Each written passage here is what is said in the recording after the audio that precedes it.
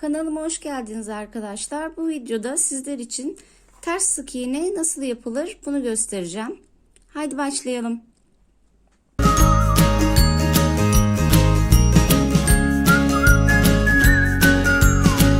Öncelikle arkadaşlar ters sık iğne nerelerde kullanılır bunu belirtmek istiyorum.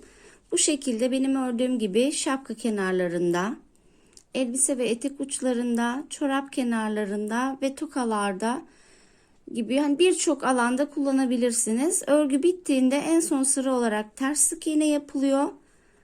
Bu şekilde şık bir görüntü elde etmiş oluyoruz. Ters sık iğne nasıl yapılır? Şimdi onu gösterelim arkadaşlar. Ben bunun için size şöyle bir parça hazırladım. Ters sık iğne yapacağımız zaman örgü bitmiş oluyor artık. Bu sırayı bu şekilde CC ile yani ilmek kaydırma ile birleştiriyoruz. Daha sonra normal sık iğnede sağdan sola giderken ters sık iğnede soldan sağa doğru gidiyoruz. Başını dolamadan bir önceki sık iğneye batıyoruz arkadaşlar. Başını dolayarak çıkıyoruz. Şöyle. Tekrar göstereyim. Başını dolamadan batıyoruz. Başını dolayarak çıkıyoruz. Başını dolayıp tekrar çıkıyoruz. Şöyle tekrar göstereyim arkadaşlar. Bir önceki sık iğneye batıyoruz. Başını dolamadan.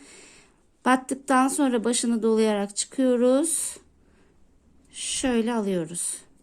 Tekrar başını dolamadan bir önceki sık iğneye batıyoruz. Başını doluyoruz. Bu şekilde. Tekrar göstereyim arkadaşlar şöyle.